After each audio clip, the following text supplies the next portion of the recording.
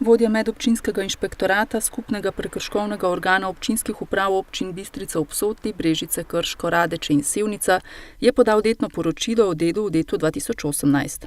V teh zadnjih, rečemo, 10 letih, kar delujemo,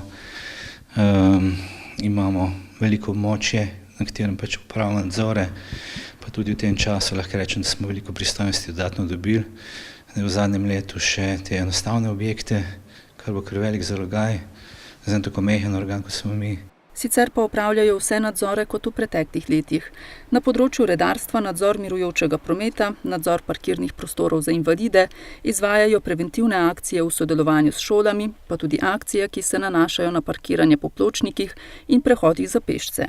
Kar se same inšpekcije tiče, tu so pa glavni problemi odpadki, ločevanje in pa zbiranje odpadkov.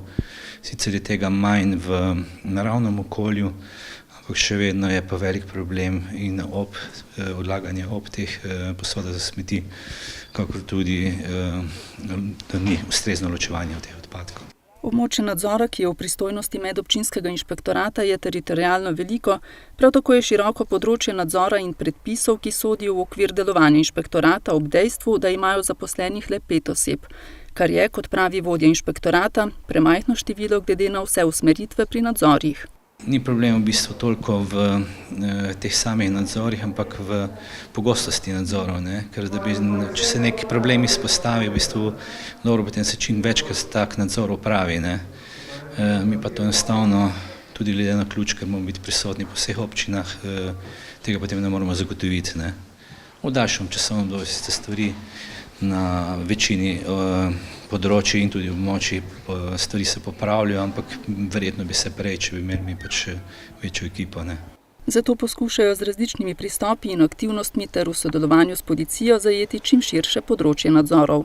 Ja, s policijo lahko rečem, da dobro sodelujemo, imamo tako skupne aktivnosti ob dnevu invalidov, ob začetku šolskega leta, na določenih področjih, ki spadajo pod naše področje dela, tudi oni vstopajo predloge za uvedbe postopkov, tako da v bistvu lahko rečem, da to sodelovanje je konstantno, ampak ravno tako so oni podhranjeni kadrovsko, tako da tudi pri njih je ta problem, da se ne moremo toliko vključevati, kot bi želeli oboji. V letošnjem letu nadaljujejo z začrtanim delom.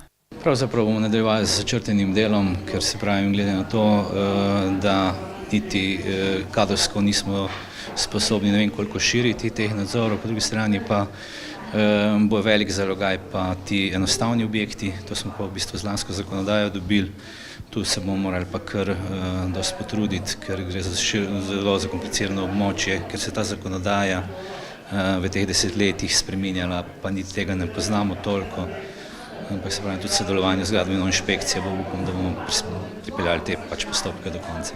Poleg predstavitve poudarkov dela je vodja inšpektorata podal tudi oceno izvajanja občinskega programa varnosti, katere ustreznost so člani sveta soglasno potrdili.